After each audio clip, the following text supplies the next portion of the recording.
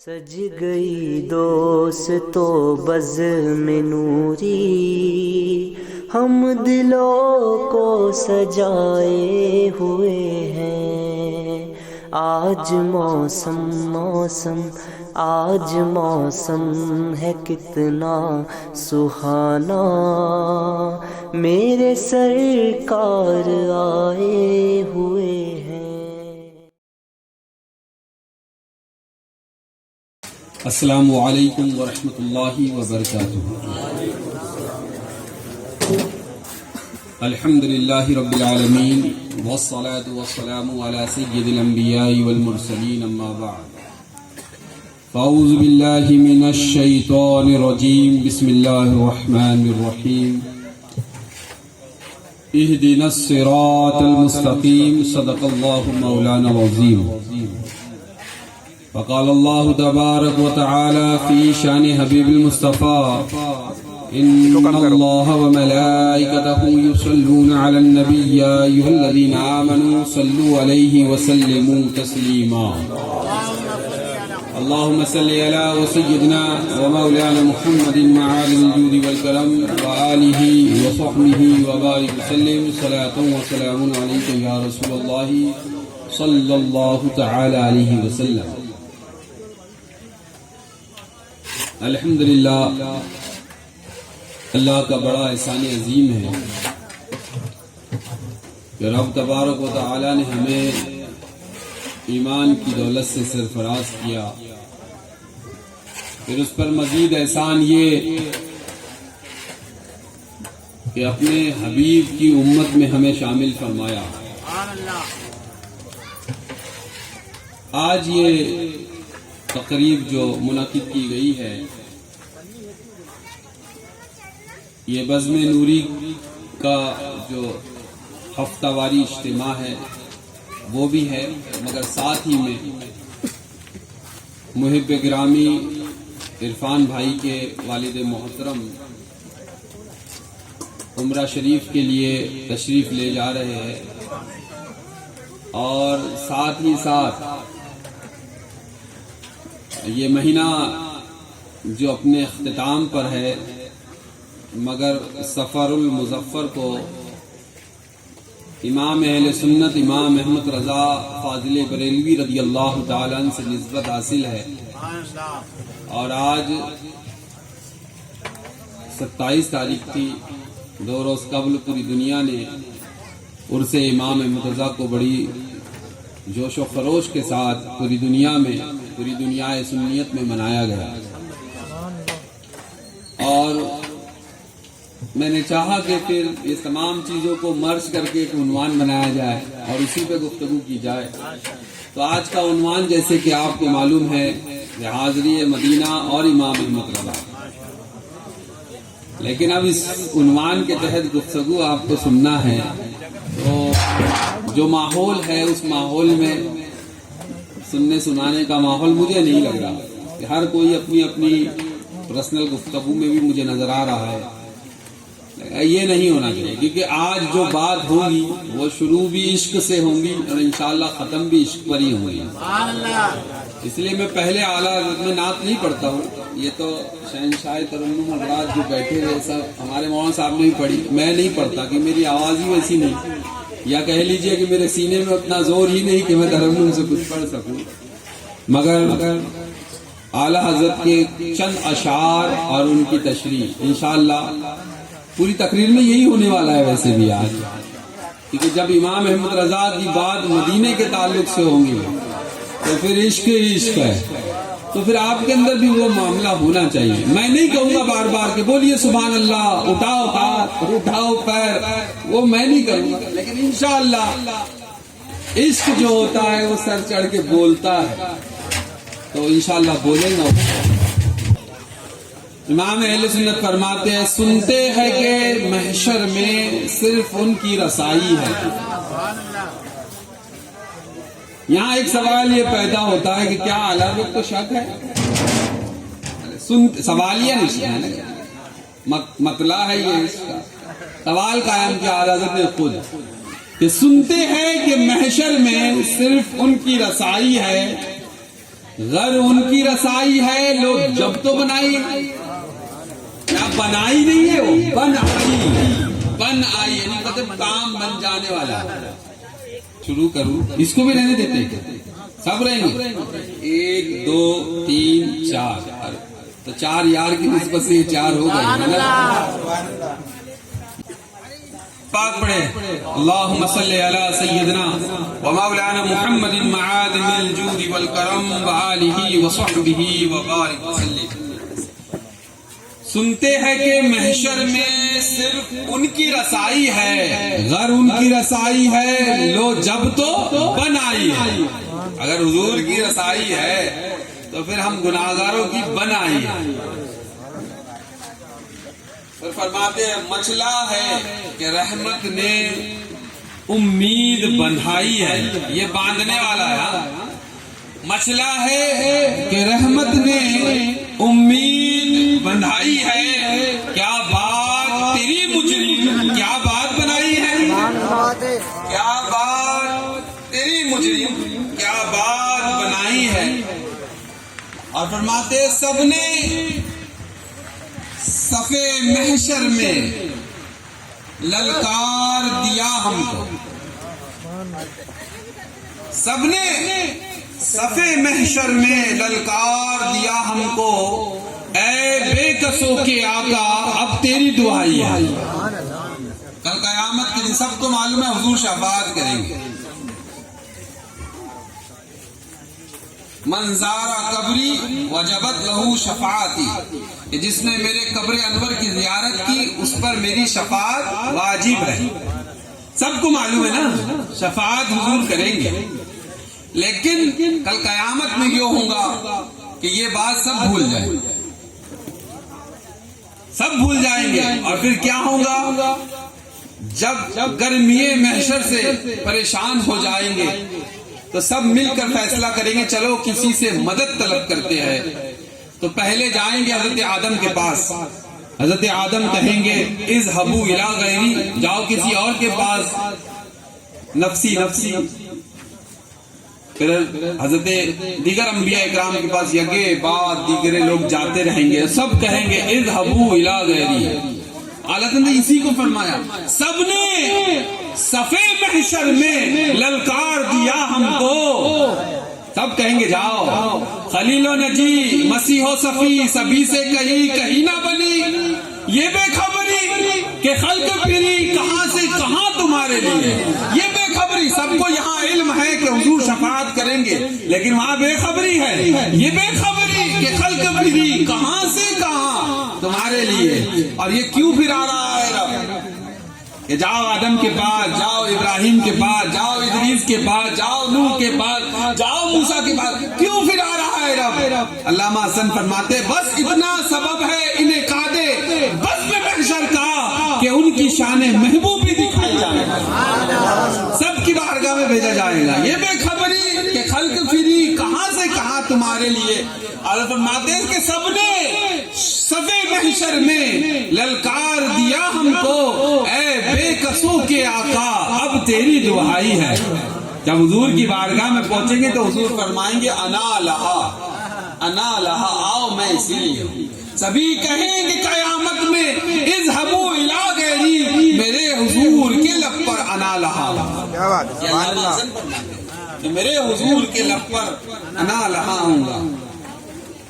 فرماتے ہیں جب ہمارے اعمال ہے، فرماتے یوں تو سب انہی کا ہے، پر دل سے اگر پوچھو، سب حضور کا ہے، پوری کائنات ہی اللہ نے حضور کے صدقے میں بنائی۔ فرماتے یوں تو سب انہی کا ہے، پر دل سے اگر پوچھو، یہ ٹوٹا ہوا دل ہی خاص ان کی کمائی ہے، یہ ٹوٹا ہوا دل ہی خاص ان کی کمائی ہے۔ یہ تصوف والے جو حضرات ہوتے ہیں یہ زیادہ اچھے سے اس کو سمجھ سکتے ہیں، یہ ٹوٹا ہوا دل ہی خاص ان کی کمائی ہے۔ اور فرماتے ہیں بازار عمل میں تو سودا نہ بنا اپنا، بازار کیا عمل ہے ہمارے پاس، کوئی عمل نہیں ہے۔ فرماتے بازار عمل میں تو سودا نہ بنا اپنا، سرکار کرم تجھ میں اے عیبی کی سمائی ہے، سارے عیب جو ہے وہاں جو ہے سما جائیں گے. اور فرماتے ہیں اے دل، تھوڑا سوچئے یہ عشق ہے. اصل میں یہ زیادہ تک لوگ بتاتے نہیں ہیں یہ عشق کی باتیں. فرماتے اے دل یہ سلگنا کیا، جلنا ہے تو جل بھی اٹھ. دیکھیے جو آگ لگتی ہے نا، ابھی چولہے جلے ہوں گے ڈیر ہے نا، حقیقت ہے نا، سب سہریاب ہو کے بیٹھے ہوں گے ہے نا. تو چولہا جلتا ہے نا پہلے، تو پہلے وہ دھونی اٹھتی ہے اس میں سے، فوراً آگ نہیں لگتی، پہلے دھواں ہوتا ہے.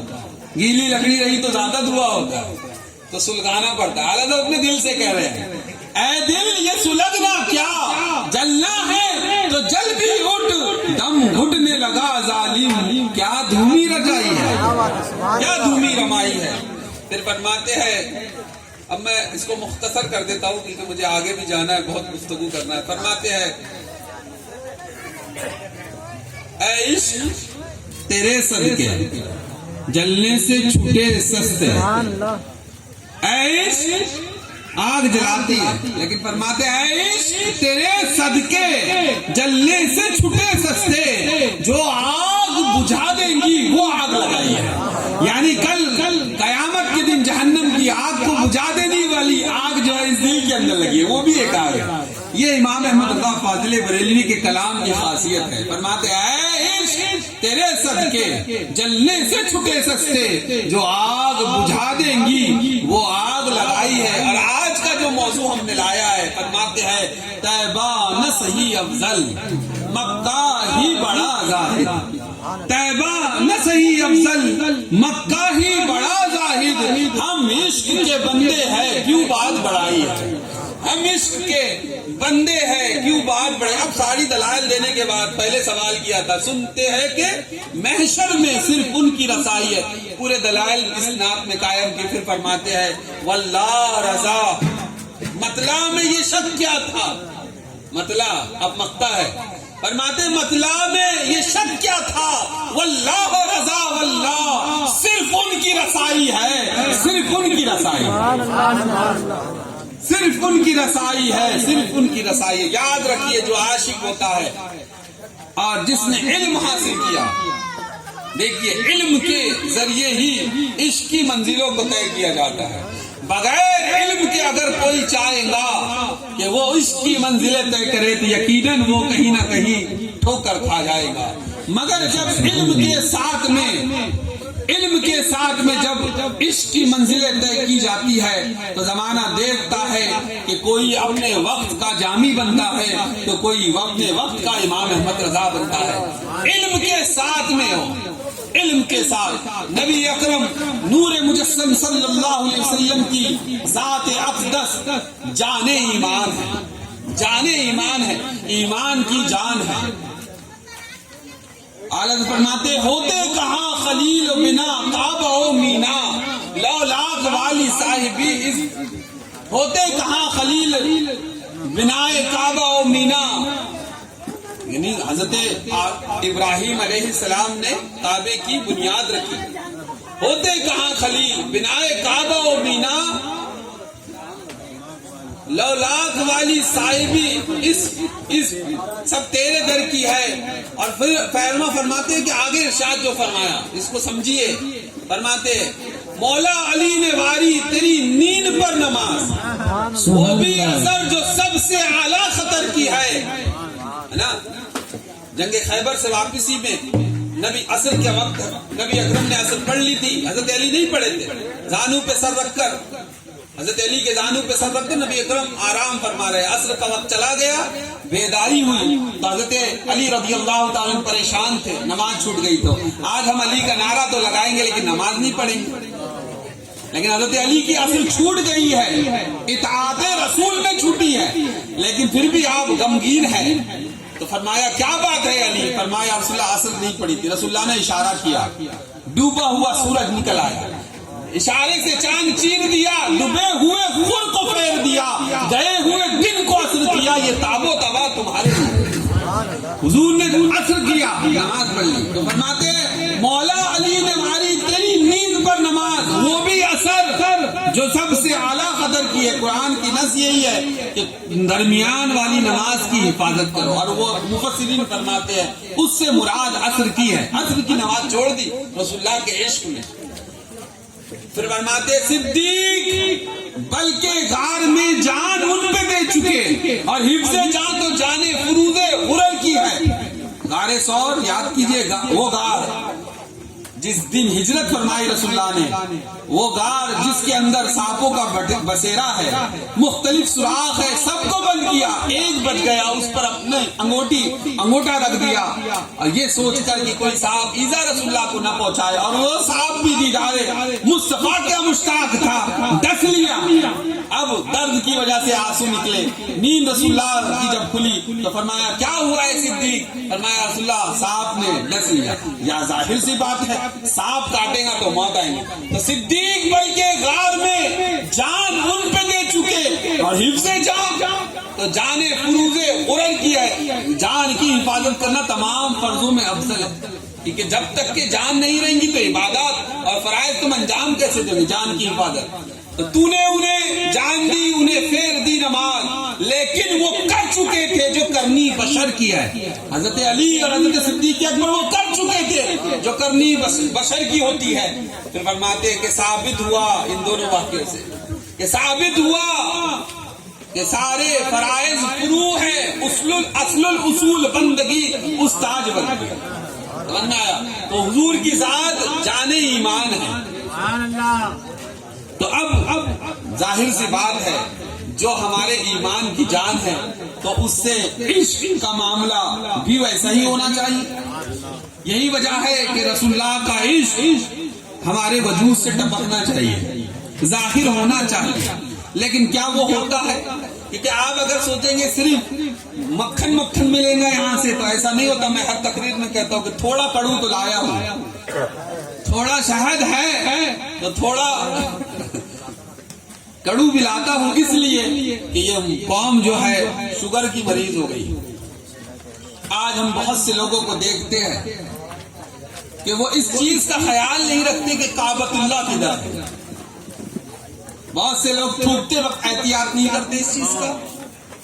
بعض خاص طور پہ وہ لوگ جو کھرے کے عادی ہیں, گٹکا سپاری والا کھرا ہے نا, جو لوگ میڈیکل فیلڈ سے تعلق رکھتے ہو جانتے ہیں کہ اس کے کتنے نقصانات اب ابھر کے سامنے آ رہے ہیں. بہت کم عمر کے لوگوں کو کینسر ہو رہا ہے. تو ہمارے معاشرے سے یہ چیز نکلنا چاہیے.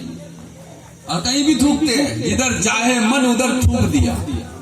اعلیٰ حضرت عظیم البرکت کی بارگاہ ہے, ایک شخص گزرا, اس نے قبلے کی طرف تھوک دیا. اعلیٰ حضرت نے فوراً ٹوکا. آج علماء تردد کرتے ہیں کہ سیٹ صاحب ہے بولوں کہ نہیں بولوں, مالدار آدمی ہے اس کی اصلاح کروں کہ نہیں کروں, لیکن اعلیٰ حضرت نے فوراً ٹوکا. تو کہا کہ حضور غلطی ہو گئی کہ بھول گیا, بھول گیا. اعلیٰ فرماتے ہیں نعوذ باللہ من ذالک, کیسا مسلمان ہے کہ قبلہ بھول گیا, قبلہ بھول گیا. سمجھ میں آئے تو آج کرتے. لیکن ادب مدینے کا بھی دیکھو میرے امام کا.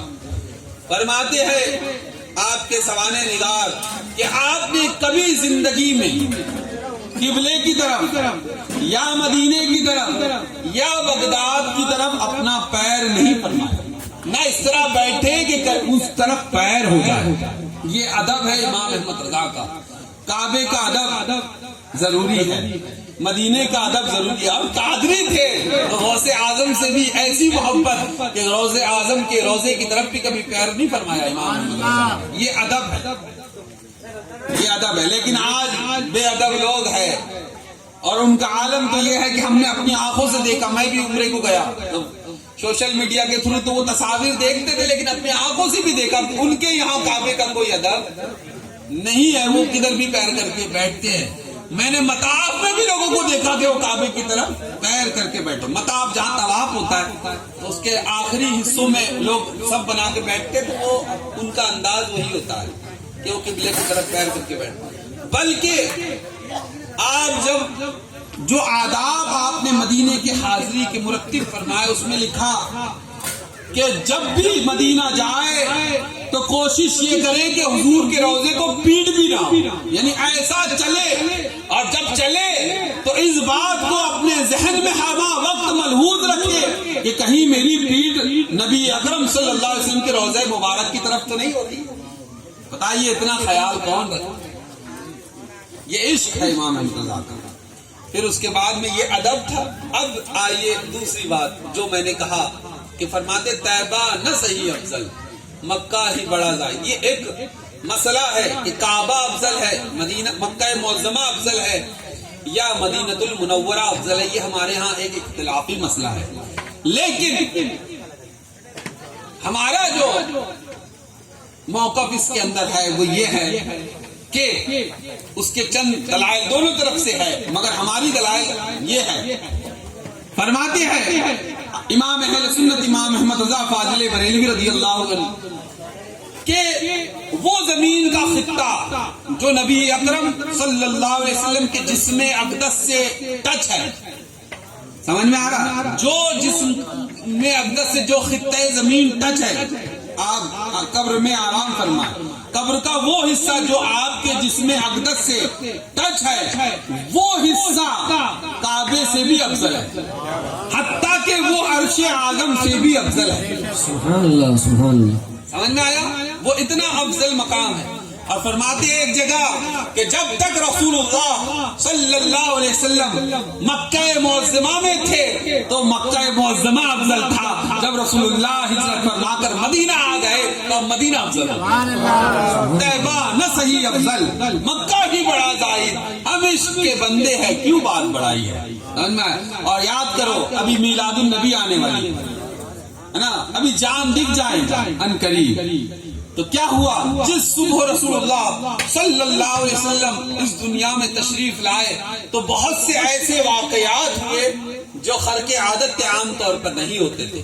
آپ نے سنا ہوگا کہ جس صبح رسول اللہ صلی اللہ علیہ وسلم کی پیدائش ہوئی تو فارس میں ایک آتش کدا تھا جو ہزاروں سالوں سے جو ہے جل رہا تھا. آتش کدا اس کو پوچھتے تھے پارسی لوگ، اس کی عبادت کرتے تھے آپ کی.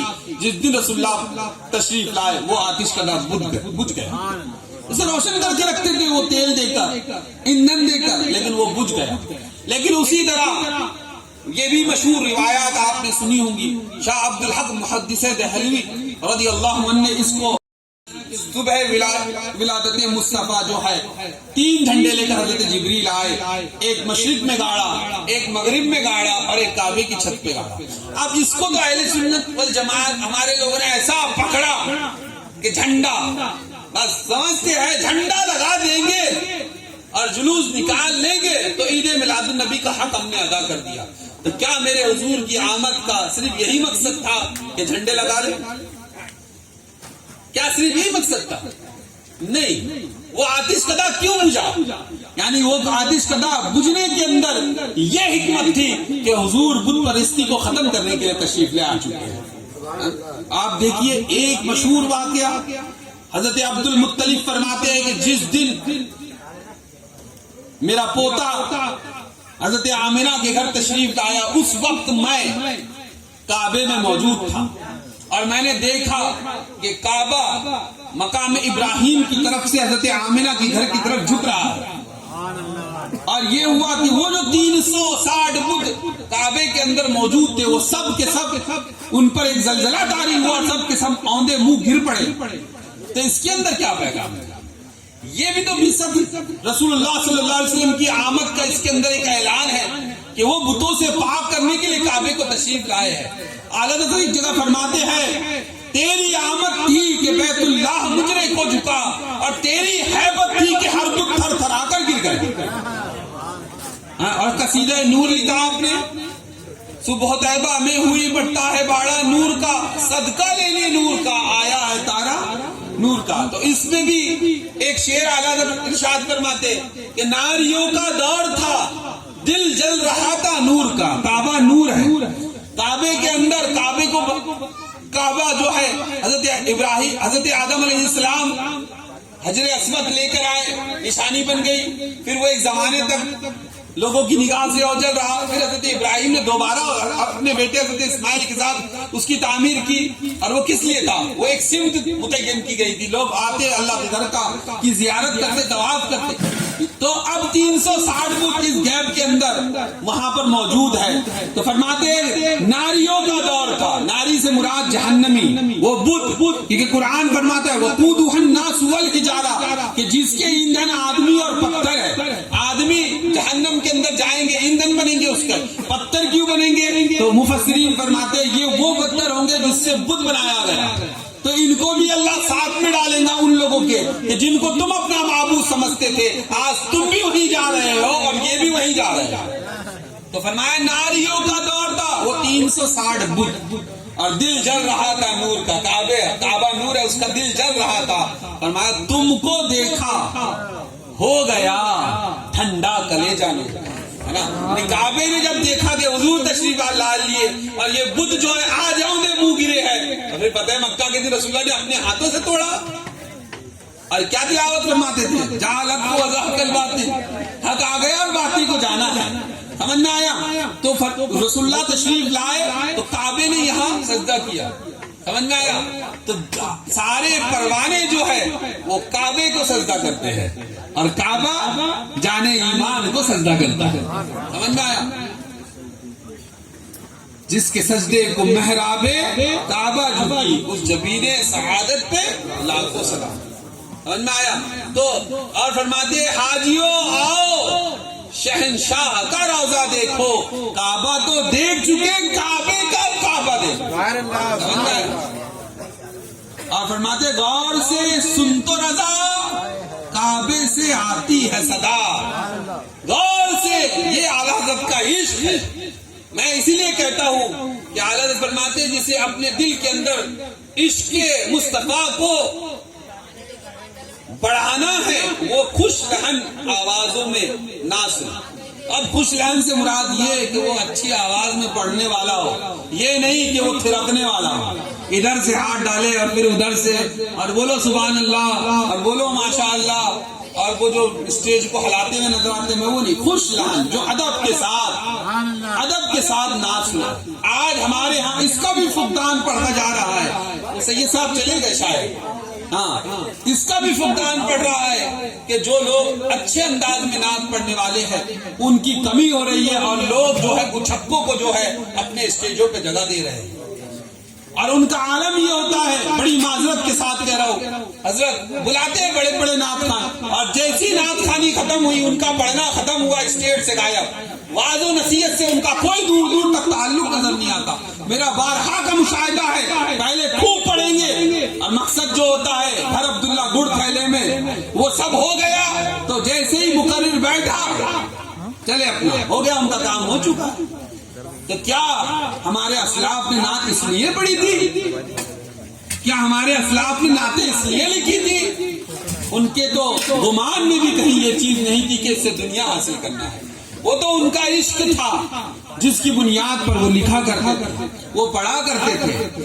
ہاں جناب حضرت نوری میاں کا ایک مرید جو نان پارا کا نواب تھا، اس نے کہا کہ حضرت احمد رضا صاحب سے کہیے بہت اچھے کلام لکھتے ہیں، میری تعریف میں کچھ لکھ دیں گے. اور ایک روایت میں یہ بھی آتا ہے کہ بعض لوگوں نے آ کر کہا کہ حضرت نان پارا کا جو نواب ہے وہ بڑا سخی ہے، اگر آپ اس کی تعریف میں کچھ لکھ دیں گے تو شاید ہو سکتا ہے کچھ عطیات آ جائے جس سے مدرسے اور خانقاہ کے چلنے میں آسانی ہو جائے گی. اعلیٰ حضرت نے کہا کہ ٹھیک ہے. نوری میاں نے کہا کہ دیکھتے ہیں، وہ بھی بڑے اللہ والے تھے. کہا دیکھتے، یہ نہیں کہا کہ لکھوا دوں گا، اگر حکم کے طور پر ہے.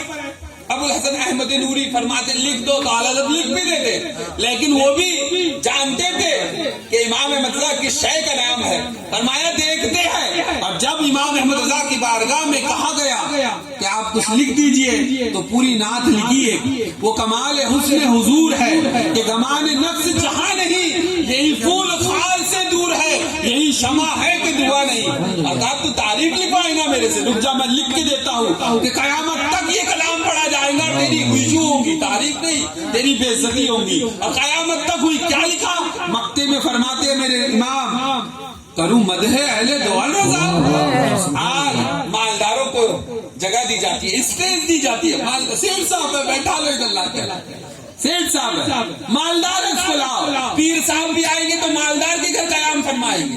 جہاں اے روم ہوگا اور بادام اور پستے کے کشت سامنے ہوں گے وہاں جائیں گے. ہاں برا لگے میری بلا سے, ہاں برا, لیکن یہ حقیقت ہے. لیکن ایک پیر وہ بھی تھا جو شہزادہ اعلیٰ حضرت ہے, حضور مفتی اعظم ہند علیہ رحمہ کا ناگپور کا واقعہ ہے. پیر اس کو کہتے ہیں. فرمایا ایک شخص فالج زدہ ہے, ہمارے جان پہچان کے, ان کے لڑکے اور ان کے پوتے سے ہمارے تعلقات آج بھی ہے. میں ان کے جن کا یہ واقعہ ہے ان کو میں چچا کہتا ہوں, اور ان کا لڑکا میرا دوست ہے. ان کے گھر حضور مفتی اعظم ان کی بستی میں آئے تھے, ان کو فالج لگا ہوا ہے. بیٹے نے کہا کہ ابا میں لے کر آتا ہوں حضور مفتی اعظم ہند کو. آج وہ بھی بوڑھے ہو گئے بوڑھے, لیکن اس وقت وہ جوان رہے ہوں گے. کہا میں لے کے آتا ہوں حضور مفتی اعظم ہند کو, یہی بیعت ہو جائیں گے. لیکن جب وہ پہنچے حضور مفتی اعظم جہاں قیام فرما رہے تھے تو وہ شخص حضور مفتی اعظم وہاں سے روانہ ہو چکے تھے, اپنے سفر کے لیے آگے. ایمبی سیٹر سے سفر کرتے تھے حضرت اس دور میں, وائٹ کلر کی ایمبی سیٹر ہوتی تھی. نکل چکے تھے حضرت. ادھر وہ مایوس ہو کر گھر پہنچتے اور کہتے کہ والد محترم سے کہ حضرت پیر صاحب تو نکل چکے. تو ان کے منہ زبان سے ایک جملہ نکلا کہ ہاں غریبوں کے گھر بڑے لوگ کہاں تھے. یہ جملہ نکلنا تھا. تھوڑی دیر گزری ہے کہ حضور مفتی اعظم ہند کے دروازے پہ موجود ہے. دستک دیتے تھے اور اندر آتے ہیں, اور بغیر کوئی اور کلام کیے ان کا ہاتھ پکڑتے ہیں, کہتے ہیں کہ لاؤ ہم مرید کر رہے ہیں. فقیر کے پاس کوئی بڑا اور چھوٹا نہیں. سمجھ میں آیا؟ اس کو کہتے ہیں پیر, اس کو کہتے ہیں پیر. اور آج تو اے سی کار چاہیے, اے سی فرسٹ کلاس پروٹوکول چاہیے, ہاں, اور پھر اس کے بعد میں اور کیا کیا چاہیے ہوگا. لیکن اعلیٰ حضرت فرماتے کروں مدح اہل دول رضا. اہل دول کہتے سروت کو, مالداروں کو کہتے اہل دول. دول دولت سے بنا ہے, اہل دول. فرماتے کروں مدح تعریف, مدح یعنی تعریف, کروں مدح اہل دول رضا, پڑے اس بلا میں میری بلا. کہتے نا محاورہ میری بلا سے. فرماتے پڑے اس بلا میں میری بلا, میں غدا ہوں اپنے کریم کا.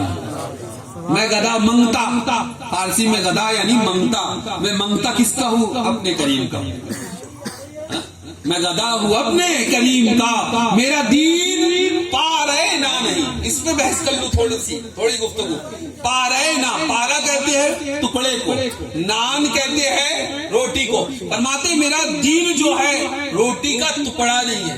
آج لوگ اسی پر بک رہے ہیں, آج لوگ اسی پہ بکتے ہیں. فرماتے میرا دین روٹی کا ٹکڑا نہیں ہے کہ جو بک جاؤں, لیکن اس کے اندر نان پارا کا وہ نواب تھا. نان پارا کو الٹا کیا ہے نا, کہتے ہیں الٹا کر کے مارا ہے اعلیٰ. سمجھ میں, نان پارا کو الٹا کیا, پارا نان میں بدلا. یہ امام رضا کا شاعری کا کمال ہے, اور یہ عشق ہے. فرماتے میں تو غدا اپنے کریم کا ہوں, اور ان کی نام لکھی اور کیسا مانگا ہے نا.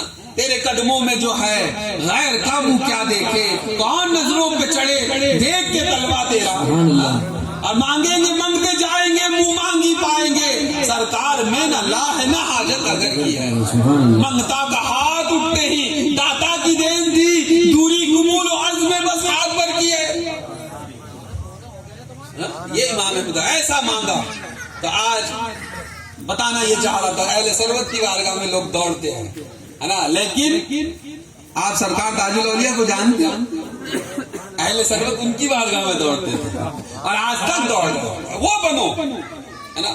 اور حضور سرکار تاج الاولیاء یہ میرا موضوع حیات بھی ہے. امام احمد رضا ہو اور سرکار اعلیٰ سرکار تاج الاولیاء, یہ ہمارا موضوع حیات ہے. بابا حضور امیروں کی طرف نہیں دیکھتے تھے, وہ تو غریبوں کی طرف دیکھتے تھے. آج بھی دیکھ رہے ہیں نا, بس جائے تو صحیح. ہاں یہ بات الگ ہے کہ سرکار تاج الاولیاء دوڑاتے بہت, جلدی نہیں کہتے حضرت, بہت دوڑاتے ہیں. پہلے آتے جا, پھر جب کسی دن پیار آتا ہے تو پھر دے دیتے ہے نا. لیکن وہ دیکھتے ہیں کہ عاشق ایسا ہی ہے کہ بار بار آتا ہے.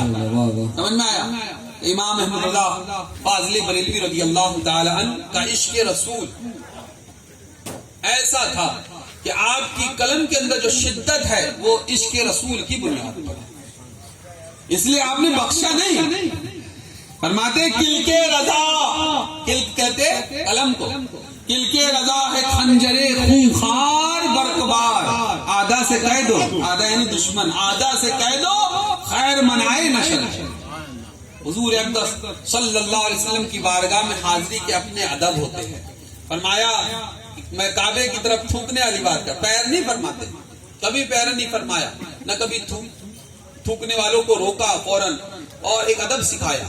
اب اس کے بعد میں افضلیت کی بات میں نے کر لی کہ مدینہ افضل ہے، اور اس کے یہ دلائل ہے کہ جو رسول اللہ کی جس میں اقدس سے لگا ہوا خطہ ہے وہ عرش اعظم سے بھی افضل ہے، اور یہ بھی بتا دیا کہ جب تک رسول اللہ، جہاں رسول اللہ ہے وہی چیز افضل ہے، جہاں رسول اللہ ہے وہی چیز افضل ہے۔ تو یاد کرو، تو پھر اپنے دلوں کے اندر رسول اللہ کو کیوں نہیں بسا لیتے، اس کے مصطفیٰ وہاں کیوں نہیں سجا لیتے؟ یاد رکھیے وہی دل ہے نا، جس دل میں رسول اللہ کا عشق ہے، وگرنہ وہ دل تو ایک ویرانے کی مثل ہے کہ وہاں پھر کوئی شے ٹھہرنے والی بھی نہیں ہے۔ سمجھ میں آپ نے؟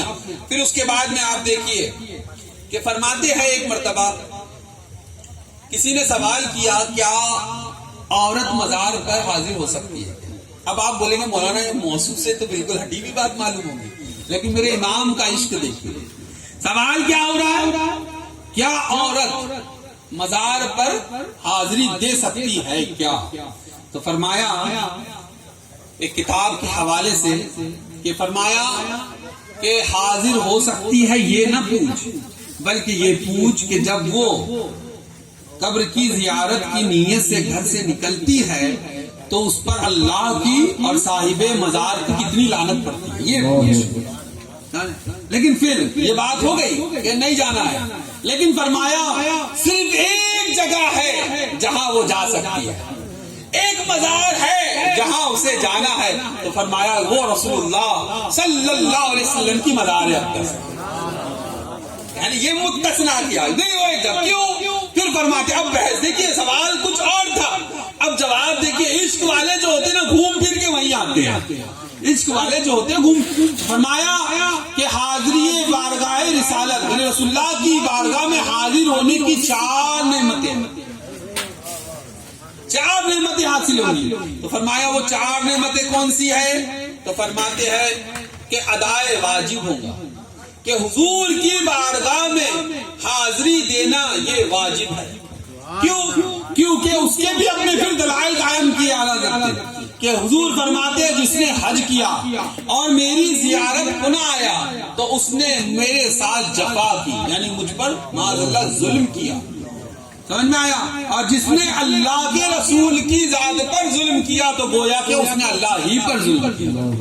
تو اس سے اس حدیث مبارکہ سے علماء نے استدلال کیا، اور حناف کے نزدیک خود امام اعظم کے نزدیک بھی حضور کی بارگاہ کی حاضری جو ہے واجب ہے۔ جو حج کو جائے یا عمرہ کو جائے تو اس پر واجب ہے کہ وہ رسول اللہ کی بارگاہ میں بھی حاضر ہو، سمجھے؟ تو فرمایا پہلا یہ ہوگا کہ ادائے واجب ہے، یہ واجب ادا کریں گے۔ پھر فرمایا دوسری چیز کہ قبول توبہ کی جا ہے، کیوں کہ وہ بھی قرآن میں ہے کہ قرآن فرماتا سورہ نساء کے اندر اللہ نے فرمایا کہ اے لوگوں جب تم اپنی جانوں پر ظلم کر بیٹھو تو میرے رسول کی بارگاہ میں آؤ، میرے رسول کی بارگاہ میں آؤ اور توبہ کرو، اور اگر رسول تمہارے لیے توبہ کے لیے ہاتھ اٹھا لے تو پھر تم جان لو کہ اللہ کو تم بڑا توبہ قبول کرنے والا پاؤ گے۔ سمجھنا؟ تو فرمایا کہ گناہ تو سب سے ہوتے ہیں، تو پھر چاہو حضور کی حاضری، حضور کی بارگاہ میں حاضر ہو تو اپنے گناہوں سے کیا کرو؟ توبہ کرو، اور پھر حضور کی طرف سے اگر نجات توبہ قبولیت کا پروانہ مل گیا تو توبہ ویسے ہی قبول ہے۔ حضور نے جب دعا کر دی تو پھر بچا کیا؟ تو فرمایا یہ قبول توبہ کے لیے مناسب۔ پھر فرمایا یہ دولت شفاعت بھی ہے، من زارا قبری وجبت لہو شفاعت، جس نے میرے قبر کی زیارت کی اس کے لیے میری شفاعت ہے۔ پھر ایک حدیث میں یہ بھی فرماتے ہیں حضور کہ جس کی استطاعت ہو کہ وہ مدینے میں مرے تو اسے چاہیے کہ وہ مدینے میں مرے، کہ جو مدینے میں مرے گا میں اس کی شفاعت کروں۔ سبحان اللہ سبحان ایک اللہ۔ جگہ امام فرماتے ہیں میرے کہ طیبہ میں مر کے ٹھنڈے آدمی جب مرتا ہے تو کیا ہوتا ہے؟ اس کا بدن ٹھنڈا ہو جاتا ہے، جو جسم کی حرارت ہے وہ ختم ہو جاتی ہے، جسم ٹھنڈا پڑ گیا، بولتے ہیں نا ٹھنڈا ہو گیا، ٹھنڈا ہو جاتا ہے. اور کیا ہوتا ہے؟ آنکھیں بند ہو جاتی ہے، کھلی رہتی ہے. کھلی ہے تو بند کر دے، کہتے پہلے بند کر دو نہیں تو کھلی رہ جائے گی. تو فرماتے طیبہ میں مر کے ٹھنڈے چلے جاؤ آنکھیں بند، ہے نا. لیکن اب بتاؤ کہیں آپ کو جانا ہے تو آنکھ بند کر کے جائیں گے؟ بولیے بھائی تھوڑا شامل ہو جائے. آپ آنکھ بند کر کے جائیں گے؟ نہیں، آنکھ کھول کے جانا پڑے گا، نہیں تو ٹھوکر لگ جائیں گی، نہیں تو کسی سے ٹکرا جائیں گے تو زیادہ جوتے پڑ جائیں گے. آگے کھول کے جانا ضروری ہے. اور گرم جوشی بھی چاہیے. ڈلا ڈلا چلے گا تو دیر سے پہنچے گا، تھوڑا ٹائٹ ہو کر گرم جوشی کے ساتھ چلے گا جلدی پہنچ جائے گا.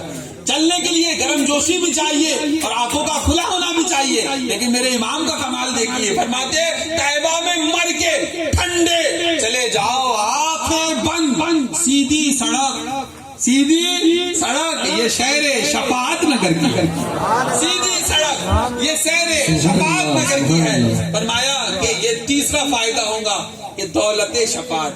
ٹھیک ہے. پھر فرمایا جفا سے بچنا بھی ہو جائے گا کہ تم مکہ گئے عمرے کے لیے یا حج کے لیے اور حضور کی بارگاہ میں نہیں گئے تو پھر وعید اس کے لیے موجود ہے کہ جو حج یا عمرہ کے لیے آیا اور پھر میری زیارت کے لیے نہیں آیا تو اس نے میرے پہ جفا کی، یعنی مجھ پہ ظلم کیا. تو یہ 4 فائدے. بتائیے سوال ہوا تھا عورت مزار پہ جائے کہ نہ جائے، لیکن عشق والوں کی چال ہی کچھ الگ ہوتی ہے کہ وہاں جواب بھی دے دیا اور پھر ایک جگہ بھی بتا دی کہ جانا ہے تو یہاں جا. اور اس کے بعد میں فرماتے ہیں کہ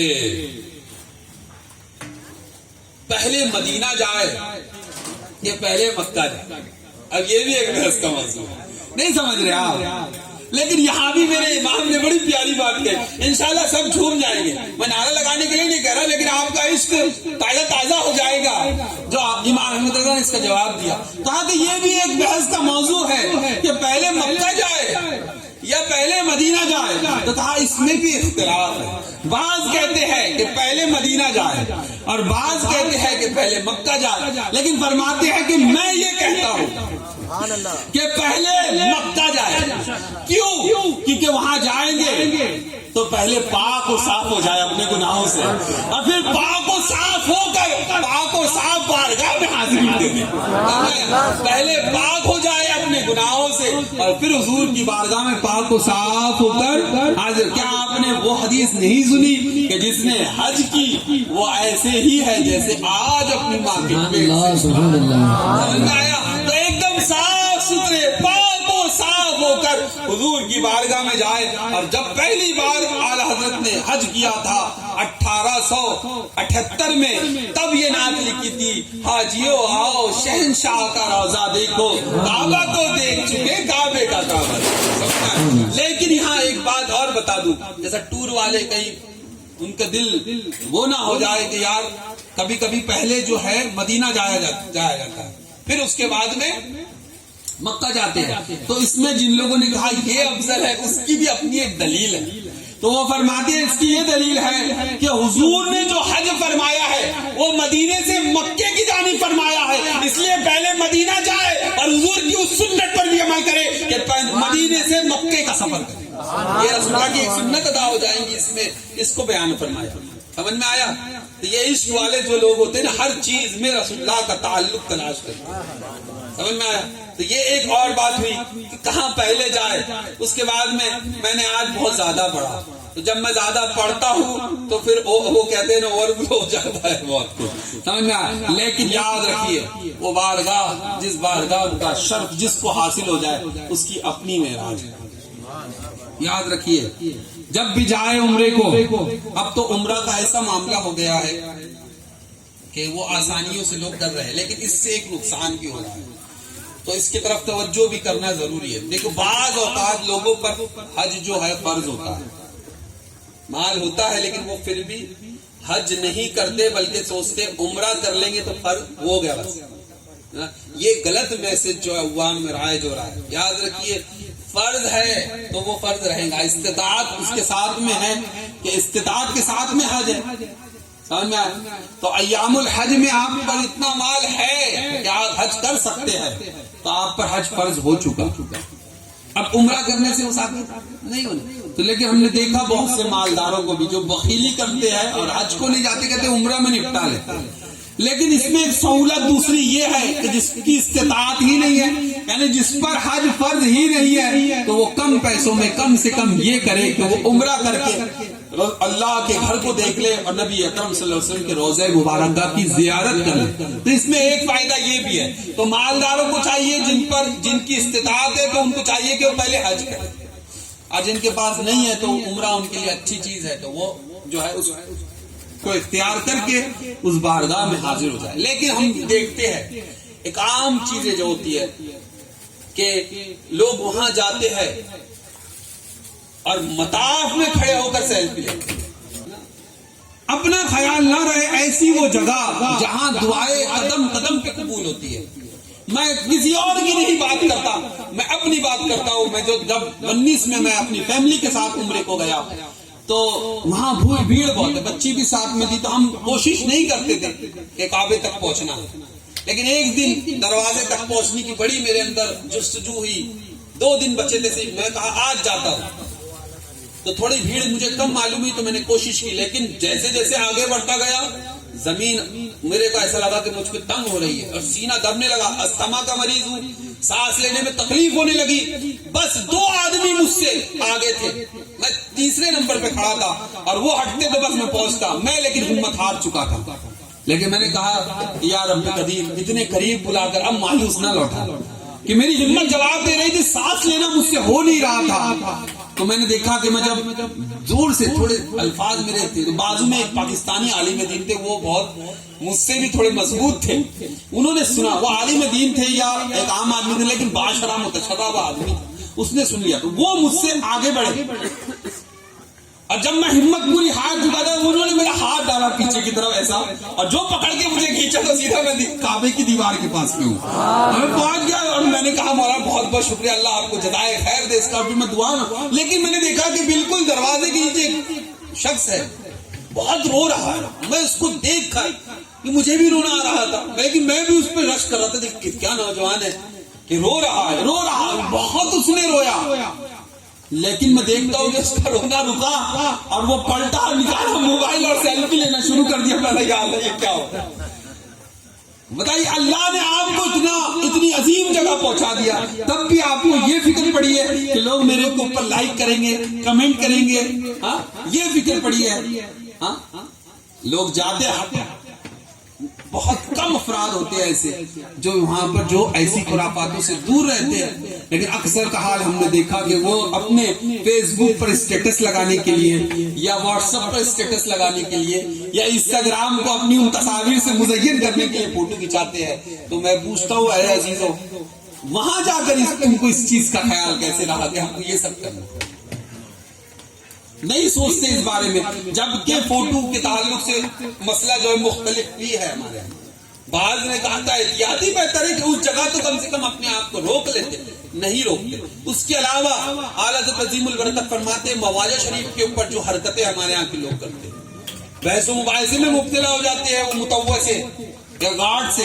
میں کہتا ہوں یہ بھی بے ادبی ہے، کیونکہ وہ جگہ تو ایسی ہے کہ وہاں ساز بھی بڑے ادب سے لینا ہے.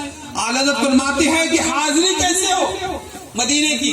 کہا کہ جب مکے سے چلے، یہ اعلیٰ حضرت کو کوٹ کر رہا، مکے سے چلے تو تمہاری زبان پہ صرف ذکر اور درود ہونا چاہیے، ہر فضول باتوں سے اپنے آپ کو روکے، اور ہمہ وقت حاضری کا تصور رہنا چاہیے.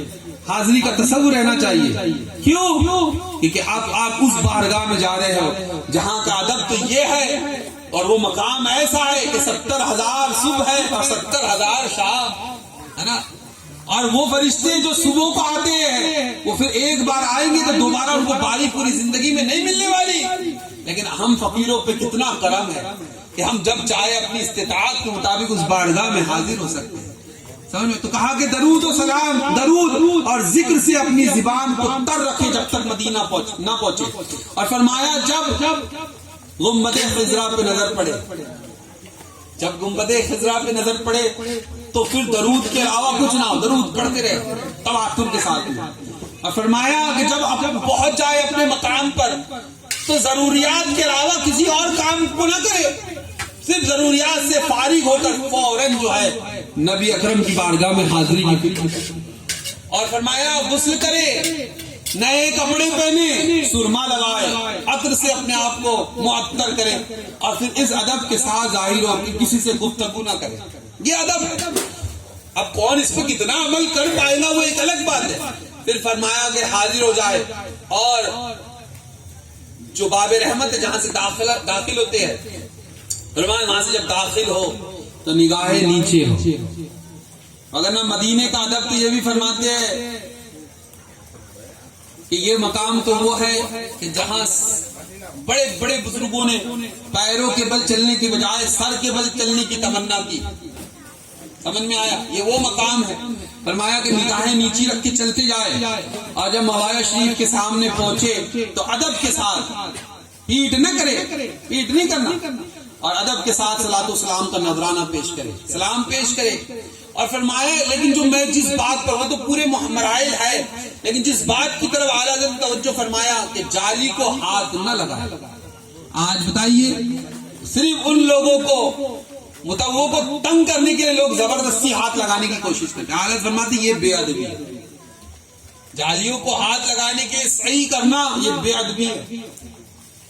لیکن آج لوگ کرتے ہیں زبردستی ان کو پریشان کرتے. پھر وہ اب بتائیے آپ نے وہاں کوئی حرکت کی جس کی وجہ سے وہ متوت ان پر چلا رہا ہے اور آواز بلند کر رہا ہے تو اس کے جرم کے اندر آپ بھی برابر کے شریک ہو. سمجھ میں آیا؟ آپ بھی شریک ہو گئے. اس لیے ایسا جائے کہ آپ اپنے آپ میں گم ہو جائے اور حضور کی بارگاہ میں جا کے مانگے تو مانگنے کی جگہ ہے یہ سب کرنے کے. اور دیکھیے میں نے کعبے کی بھی بات بتائی اور میں رسول اللہ کے موایا شریف کی بھی بات بتا رہا ہوں. وہاں دعائیں یوں قبول ہوتی ہیں. حالانکہ یوں ہی نہیں کہا کہ منگتا کا ہاتھ اٹھتے ہی داتا کی دین تھی. ہمارے ایک دوست ہے حج کے لیے گئے تھے لیکن وہ سفر ایک طویل سفر ہے. بائی روڈ جاتے ہیں بس سے مکہ معظمہ سے مدینہ المنورہ. لیکن ان کا بھی ایسا ہی حال ہوا کہ انہوں نے فریش ہوئے لیکن کچھ کھا نہیں پائے تھے کافی دیر سے. لیکن کہا کہ نہیں مجھے پہلے حضور کی بارگاہ میں حاضری دینا ہے. حج کے ایام میں گئے تھے، حج کو گئے تھے تو وہ زیارت کے لیے گئے. کہا کہ میرا دل نے چاہا کہ پہلے میں حاضری دوں اس کے بعد میں کچھ کھاؤ پیوں. لیکن ایک طویل سفر اور کافی گیپ ہو گیا تھا. کہا کہ میں حاضری تو دے آیا لیکن جب میں باب جبریل سے باہر نکل رہا تھا تب مجھ پر ایک گشی طاری ہو گئی کہ اب حالت جو ہے نڈھال ہو گئی بھوک کے مارے. تو میں نے دل ہی میں کہا کہ حضور آپ کی بارگاہ سے تو سب ملتا ہے، بس کیسا بھی میں کھانے تک پہنچ جاؤں نا. اب چکر کھا گئے. کہا کہ بس میں یہ سوچ رہا ہوں. ایک شخص آتا ہے میرے ہاتھ میں کھانے کا دشت دیتا ہے، کہتا ہے کہ حاجی لے لو. کہا کہ میں اس وقت مجھ پر اور دقت طاری ہو گئی کہ یہ کیا معاملہ ہے. یہاں دل سے ابھی بات نکل رہی ہے اور قبولیت کا جامع اس نے اوڑھ لیا. نعرہ تکبیر، نعرہ رسالت، اہل سنت، محبت، عشق محبت، عشق محبت، عشق محبت، عشق محبت. میں جب گیا تو آخری دن ہے، اگلے دن اب ہمارا فلائٹ ہے مدینہ سے شارجہ کے لیے. تو میری چھوٹی بچی 14 مہینے کی تھی، اس دن میرے ساتھ تھی. تو میں نے کہا کہ عورتوں کو تو ایسا وہ جانے دیتے نہیں ہے، جو جنت البقیع میں بھی جانا، ریاض الجنہ میں بھی جانا بہت مشکل ہوتا ہے ان لوگوں کے لیے. بہرحال انہوں نے 2 مرتبہ کوشش کی جو عورتوں کی طرف سے لائن تھی وہاں سے گئے. لیکن میرا دل کہا کہ چلو میں اپنی بچی کو جو بڑی منتوں سماجتوں سے ہوئی ہے، بڑی دعاؤں کے بعد ملی ہے، تو میں نے کہا کہ کم سے کم اس کو مواجہ شریف کے سامنے سے لے کے گزر جاؤ، حضور کی بارگاہ میں سے لیتا ہوں. یہ سوچ کر میں چلا. تو اس دن اس نے حجاب جو تھا وہ نہیں پہنا. چھوٹی بچی 14 مہینے کی تھی اس وقت میں، تو حجاب نہیں پہنا تھا اور اس کے گلے کے اندر سید عبدال صاحب کی دیوی تعویذ تھی، وہ جھلک رہی تھی اس کے کالر کی طرف سے. تو مواجہ شریف آنے سے جسٹ پہلے جو ریاض الجنہ کے گیٹ ہے اس میں سے جو مواجہ شریف کی طرف سے پہلا پڑے گا اور ادھر سے آخری والا ہوگا، اس گیٹ کے پاس ایک متوا جو عربی اردو دان تھا، اردو جانتا تھا، اور ایک عربی گارڈ کھڑا تھا. اس نے جیسے ہی مجھے دیکھا اور میرے ہاتھ میں بچی تھی سیدھے الٹے طرف اس طرف تھی، تو اس نے جیسے ہی دیکھا اس طرف سے تو کہتا ہے متوا متوا، یعنی وہ مجھے مولانا جان رہا تھا داڑھی اور ٹوپی کو. کہتا ہے ہاں متوا متوا، وہ بار بار متوا. تو میں تھوڑا سہما کہ یار اتنی عظیم بارگاہ ایسی جگہ پہ جس نے چھیڑ رہا ہے. تو وہ کہتا ہے عربی کہاں جو لال رومال والا وہ جو دکھتا ہے وہ کالا سا عجیب غریب شکل والا نہیں تھا، وہ دوسرا تھا، اچھا تھا وہ دیکھنے دکھانے میں. تو اس نے کہا کہ یہ کہہ رہا ہے کہ مولانا ہو کر تعویذ شرک کرتا ہے، ایسا بولا. تو میں نے کہا کہ ٹھیک ہے، بس میرے منہ سے یہی نکلا ٹھیک ہے. اور میں نے اس نے ہاتھ بڑھایا تعویذ کی طرف، اس سے قبل میں نے تعویذ بچی کے گلے سے نکال کر جیب میں رکھی. لیکن میری تمنا یہ تھی کہ میں بیٹی کو لایا ہوں. تو میں نے بہت دھیری آواز میں اس سے کہا کہ بھائی میں نے آپ کی مانی ہے، اب آپ میری ایک بات سنیے.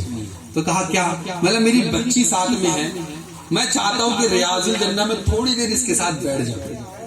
حالانکہ اس گیٹ سے داخل ہونے کسی کو دیا نہیں جاتا، وہاں سے صرف نکلتے ہیں لوگ. لیکن اس گیٹ پہ کھڑے ہو کے میں نے کہا، اور میرا یقین تھا اس بات پر کہ کچھ تو ہوگا. تو میں نے کہا، تو میں لوگ حیرت میں میرے ساتھ والے کہ یہاں سے کوئی داخل ہو نہیں سکتا. لیکن پتا نہیں اس کے دل پر کیا بات اثر کی کہ ٹھیک ہے میں چاہیے. میں اندر اپنی بیٹی کے ساتھ پہلی صف میں تقریباً 10 منٹ بیٹھا رہا، کہ میں نماز نہیں پڑھ پایا اس وقت کہ مجھے یہ گمان تھا کہ کہیں یہ نہ نکل جائے. اس لیے میں اس کے ساتھ بیٹھ کر درود السلام پڑھتا. بتائیے وہ بارگاہ ایسی ہے کہ منگتا کا ہاتھ اٹھتے ہی داتا کی فوراً قبول ہو جاتی ہے. میری بچی ریاض الجنہ میں بیٹھ کے آئی ہوں، اس کے لیے بھی بات ہے کہ جب میں وہ بڑی ہوگی میں بتاؤں گا کہ تیرے باپ نے تجھے ایسی جگہ لے کے گیا تھا جہاں لے کے جانا تھوڑا ممکن نہیں ہوتا. سمجھا؟ یہ حضور کی بارگاہ، وہ ادب کی بارگاہ. آج بہت نصیب کی بات ہے جو لوگ جاتے ہیں، ہے نا، وگرنہ لوگوں کے پاس دولت کے امبارے ان میں نصیب نہیں ہوتا. آج ہمارے پھپھا 90 سال کی عمر ہے ان کی، بچوں کے پاس لاکھوں لاکھ کروڑوں روپیہ تھا، حج نہیں کیا. خود وہ گورنمنٹ سروینٹ تھے، نہیں کیا انہوں نے. لیکن اب جا کر 90 کی عمر میں ان کو یہ لگا کہ نہیں اب جانا چاہیے، تو وہ بھی 16 تاریخ کی فلائٹ میں وہ بھی جو ہے عمرے کے لیے جا رہے ہیں. یہ بات، یہ جس کو یہ نعمت مل جائے ہے نا. تو آج حضرت جا رہے ہیں. لیکن یہاں عقیقہ بھی تھا. میں تو سوچ کے آیا تھا تھوڑا سا بول دوں، کیونکہ ہمارے ہاں عقیقہ، ختنہ، منگنی، چھٹی، چھلا، شادی، کچ جگہ اور مہندی، ہلدی، ان تمام چیزوں سے جو خرافاتیں ہیں وہ قوم کو ویسے بھی بہت تباہ کر رہی ہے. تو آج مجھے امید ہے کہ جو عقیقہ ہوا ہے اس کے اندر 1 کلو گوشت الگ سے نہیں ملایا گیا. مجھے امید ہے کہ بزم نوری کے وہ رکن ہے، وگرنہ یہ چیز بڑی مشہور ہے. میں مسئلہ بتا دے رہا ہوں کہ ایک مسئلہ سیکھنا رات بھر کی عبادت سے بہتر ہوتا ہے نا. یہ مسئلہ بتا دوں، لوگوں کے اندر یہ غلط فہمی مشہور ہے کہ عقیقے کے جانور میں ماں باپ، دادا دادی، نانا نانی نہیں کھا سکتے، یہ مشہور ہے. تو اس کے لیے پھر لال کتاب سے نکلا ہوا یہ ایک فتویٰ تھا، تو اس کے اندر پھر ایک تعویل نکالی لوگوں نے. وہ یہ کرتے ہیں کہ کہتے کہ 1 کلو یا 2 کلو گوشت الگ سے لا کر اس میں ملا دیں. ہوتا ہے آپ کیا ایسا نہیں ہوتا، لیکن ہمارے یہاں ہوتا ہے. تو یاد رکھیے عقیقے کا گوشت ماں باپ بھی کھا سکتے ہیں، دادا دادی، نانا نانی، ہر کوئی کھا سکتا ہے نا. اس ایسے مسائل نہیں ہونا چاہیے، ہے نا. تو اس کا خیال رکھیں.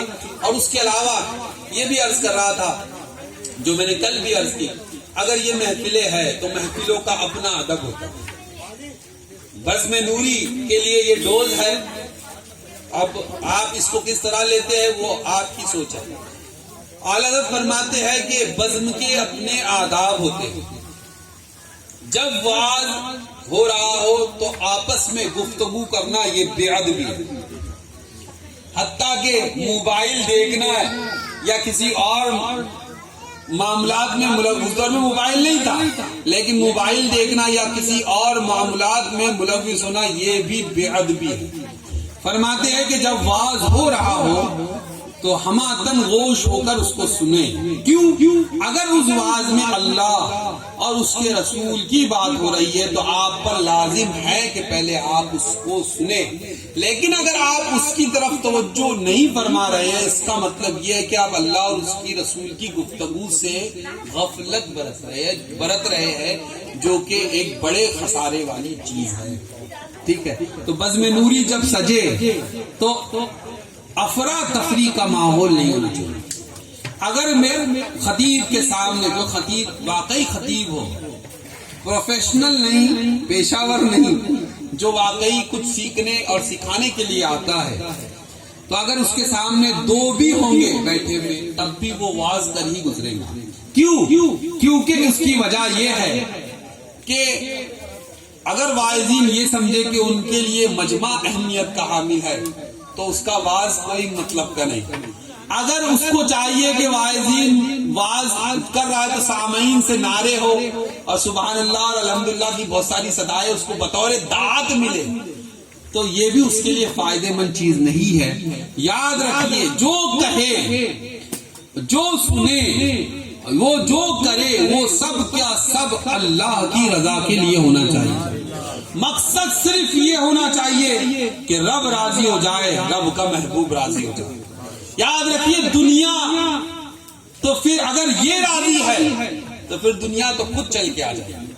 یاد رکھیے اللہ اور اس کا رسول راضی ہو گیا تو آپ کو بتا دوں یہ بات کہ جو آخری بندہ اپنے اعمال بد کی سزا پا کر جنت میں جائے گا, آخری بندہ, تو فرماتے ہیں کہ وہ کمر کے بل گھسیٹتا ہوا جائے, یعنی اتنا جل چکا ہوگا کہ وہ جب جا رہا ہوگا تو اس میں طاقت نہیں بچی ہوگی, تو وہ کمر کے بل گھسیٹتا ہوا جا رہا ہوگا. تب بھی اللہ اسے کیا عطا کریں گے جنت میں؟ معلوم ہے آپ کو, زمین اور آسمان کے برابر جنت کا ٹکڑا اسے ملے گا. ادنا جنتی کو یہ ملنے والا ہے.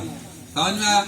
تو یہاں کی ساری دولت اور شہرت اس نعمت عظمیٰ کے سامنے کوئی حیثیت. اور یاد رکھیے ہمارے پاس کوئی عمل ایسا نہیں ہے جو اللہ کی بارگاہ میں لے کے جائے, کچھ نہیں ہے. کل قیامت کے دن ایک شخص کو حکم ہوگا کہ اس کو میرے فضل سے جنت ملے گا, تو فرمائے گا اللہ میں نے تو بڑی عبادت کی ہے, تیرے لیے اتنے روزے رکھے, اتنی نمازیں پڑھی, تو پھر تیرے فضل سے. فرمائے گا اسے واپس لاؤ, میزان میں واپس لایا جائے گا. کہے گا اس کے سارے اعمال ایک طرف رکھو اور میری ایک نعمت ایک طرف رکھو. اللہ کی ایک نعمت ایک ترازو کے پلے پر ہوگی اور اس کے سارے اعمال دوسرے پلے پر ہوں گے, اور وہ ایک نعمت جو ہے اس کے اعمال پہ بھاری ہو جائے گی. یعنی ہم لاکھ عمل کریں تب بھی ہم اس کی نعمتوں کا شکر ادا, وہ میزان پر بھاری رہنے والی اس کی نعمتیں ہیں, تو پھر کس خمار میں ہے, یوں ہی بخش دیے جائیں گے. ہاں حضور شفاعت کریں گے, اس میں کوئی شک نہیں ہے, اس میں کوئی شک نہیں ہے. حضور نے فرما دیا میں بڑے بڑے گناہگاروں کی شفاعت کروں.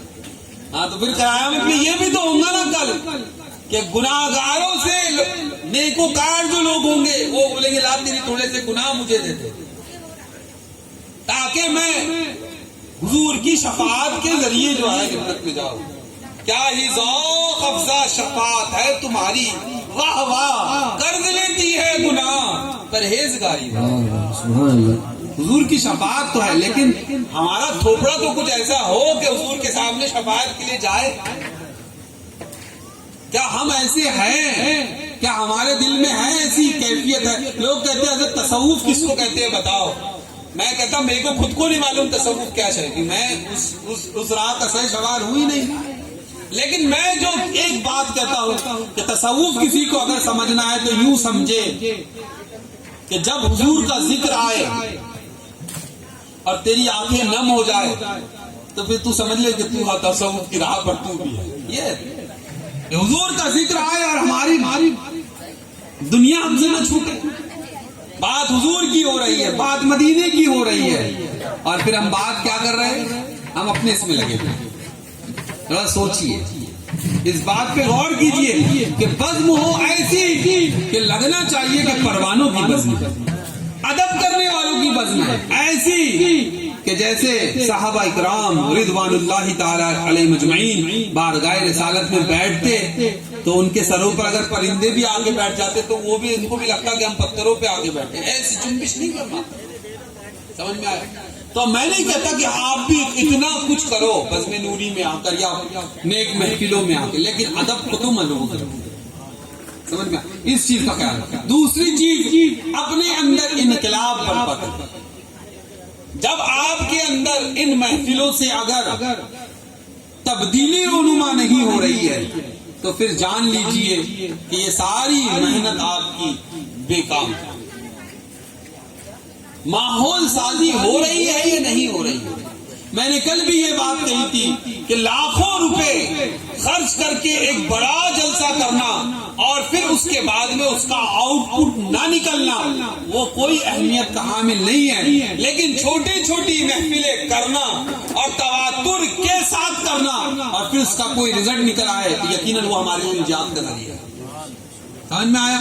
یاد رکھیے وہ کام جو تواتر کے ساتھ ہوتا ہے وہ زیادہ مستحکم ہوتا ہے، زیادہ مضبوط ہوتا ہے۔ تو آپ تعداد پہ نہ جائیں، آپ اتنا کچھ کرتے ہیں۔ میں تو اس کا بھی قائل نہیں ہوں، میں بول چکا ہوں، میں نے چاندہ میں نیوٹن میں بھی کہا کہ اتنا خرچ کرنے کی ضرورت بھی نہیں ہے ضرورت، آپ مختصر کریں۔ لیکن آج بزم نوری والے اور دوسرے لوگ یہ دیکھیں کہ کون ہے جو ایبسینٹ ہے اور وہ کیوں ایبسینٹ ہے،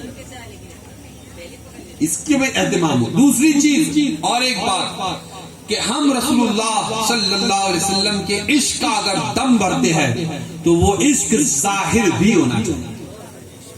سمجھ میں آیا؟ کوئی آدمی یہ کہے کہ میں فلاں کا، جیسا بچہ ہوتا ہے، آپ بچے سے محبت کرتے ہیں تو اس کی ضدوں کو بھی پورا کرتے ہیں، لیکن آپ یہاں کس سے محبت کر رہے ہیں؟ جو جان ایمان ہے۔ ساری کائنات حضور کے لیے بنائی گئی، ہم تو پھر حضور کے احکامات پر عمل کرنا بھی ضروری ہے۔ بات آپ کو تھوڑا سا لگ رہا ہوگا مولانا کدھر جا رہے ہیں، لیکن میں وہیں ہوں جہاں مجھے جانا چاہیے، میں وہیں جا رہا ہوں۔ آج دنیا کے اندر جو ہمارے حالات ہیں وہ صرف ہماری بدعملی کا نتیجہ ہے، وہ شامت اعمال ہی ہے جس نے آج ہمیں تباہی کے دہانے پہ کھڑا کیا۔ آج ضرورت ایک چیز کی ہے، لوگ کہتے ہیں کہ مولانا 10 لوگوں میں آپ یہ بات کہہ رہے ہیں، کیا انقلاب آئے گا؟ میں کہتا ہوں کہ انقلاب ایک آدمی سے ہی برپا ہو سکتا ہے نا۔ کم سے کم ہم اپنی زندگی کو سنوار تو لیں، کم سے کم اپنی زندگی کو سنوار لیں۔ ہم کو چاہیے کہ ہم طریقہ مصطفیٰ پہ اپنے آپ کو ڈالیں، اس راہ کو ہم کو جانا ہے جس راہ پر رسول اللہ گئے اور جس راہ پر اولیاء چلے۔ امام احمد رضا فرماتے تیرے غلاموں کا نقشے قدم ہے راہ خدا، وہ کیا بہک سکے جو یہ سراغ لے کے چلے۔ الحمدللہ ہم اہل سنت و جماعت سے تعلق رکھتے ہیں، اولیاء اعظام کی محبت ہمارے دلوں میں ہے، تو ہمیں چاہیے کہ ہم اولیاء سے محبت کریں اور رسول اللہ صلی اللہ علیہ وسلم کی تعلیمات کو اپنی زندگی میں لائے، بسائے۔ میں نہیں کہتا کہ یہ بھی کرنا ہے، وہ بھی کرنا ہے، وہ بھی کرنا ہے، وگرنہ بہت سارے لڑکے یہ بولیں گے کہ ہم گئے تھے تو بھیا مولانا نے بولے کہ بالکل مولانا بن جاؤ۔ نہیں، میں نہیں کہتا کہ ہمارے کو ڈاکٹروں کی بھی ضرورت ہے، ہم کو انجینئروں کی بھی ضرورت ہے، ہم کو ویل کوالیفائڈ لوگوں کی بھی ضرورت ہے۔ ہر آدمی اپنے فیلڈ میں رہ کر دین کا کام کر سکتا ہے، کیوں نہیں کر سکتا؟ جب میرا امام بیع وقت ایک عالم بھی ہو سکتا ہے، ایک سائنسداں بھی ہو سکتا ہے، تو اس کے چاہنے والے کیوں نہیں ہو سکتے؟ میں نے کل بھی یہ بات کہی تھی کہ آج ہم اعلیٰ حضرت کا نام لیتے ہیں لیکن اعلیٰ حضرت کی خدمات پر ہم نے کام کتنا کیا اس کو بھی دیکھیں۔ آج اعلیٰ حضرت نے بڑی معذرت کے ساتھ حرکت زمین کے اوپر رسالہ لکھا، رد حرکت زمین کے اوپر رسالہ لکھا نا، سنتے ہیں نا آپ، لیکن کیا آج کوئی ایک ایسا چاہنے والا اعلیٰ حضرت کا ہے جو جدید سولار سسٹم جو ہے ہمارا، جس کے اندر یہ کہتے ہیں کہ سورج کے ارد گرد جو ہے زمین اور تمام سیارے، اس کا رد کر سکے؟ امام نے تو کتاب لکھ کے گئی، اعلیٰ حضرت کی تعلیمات کو ہم نے چھوڑ دیا، تو نعرہ لگائے مسلک اعلیٰ حضرت زندہ باد کا، ضرور لگائے، اس سے ہمارے ایمان تازہ ہوتے ہیں، ہمارے اندر جوش آتا ہے۔ لیکن جہاں امام احمد رضا کے مسلک کا نعرہ بھی ہو تو وہیں امام احمد رضا کی تعلیمات بھی ہونا چاہیے۔ ٹھیک ہے، یہ چند باتیں تھی جو میں نے عرض کی، لیکن میں پھر یہی کہوں گا کہ آپ کام کریں، تواتر سے کریں، کر رہے ہیں، اللہ آپ کو استقامت عطا فرمائے، لیکن اس کو اور منظم کریں۔ اور جو لوگ تھوڑے پیچھے پیچھے ہیں، بہت سے لوگ یہاں سے آئے پھر رخصت ہو گئے، یہ مجھے تھوڑا سا اٹپٹا لگتا ہے کہ وہ کون سی شے ہے جو آپ کو یہاں سے دور لے گئی۔ تو اس کی دو وجہ ہو سکتی ہے کہ آپ کو سننا نہیں تھا یا آپ کو مولانا کی تقریر پسند نہیں آئی، ٹھیک ہے، دو ہی وجہ ہو سکتی ہے، لیکن اس سے کام تواتر کے ساتھ ہو اس کی گارنٹی نہیں مل سکتی۔ گارنٹی اسی وقت ملے گی جب سب مخلص ہوں۔ اگر صدر صاحب مخلص ہے اور دوسرے لوگ مخلص نہیں ہے تو کام نہیں ہوتا.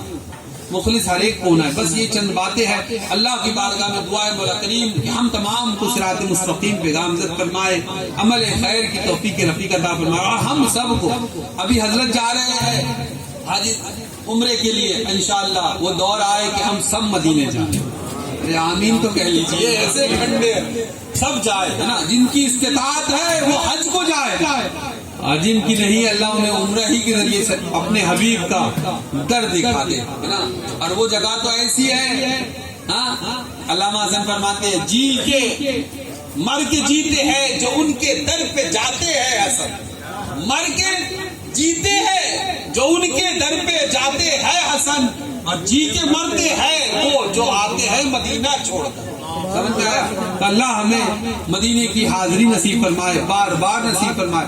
میں بھی جب عمرے کو نہیں گیا تھا تو میں سوچتا تھا لوگ بار بار کیوں جاتے ہیں, لیکن وہ جگہ ہی ایسی ہے جو ایک بار جاتا ہے بار بار جانے کی تمنا خود بخود اس کے دل میں پیدا ہوتی ہے, اور وہ سوچتے رہتا ہے کہ حضور پھر سے بلا لے ایک بار. اللہ ہم سب کو یہاں بھی حضور کی تعریف کر رہے ہیں, مدینے میں بھی کریں گے, اور کل قیامت کے دن بھی ہم سب مل کر وہاں بھی تعریف کریں گے کہ صبا وہ چلے کہ باغ پھولے وہ پھول کھلے کہ دن ہو بھلے لیوا کے تلے سنا میں کھلے رضا کی زبان تمہارے لیے. وآخر دعوانا الحمدللہ رب العالمین. استغفر اللہ ربی من کل ذنب واتوب الیہ. وآخر دعوانا.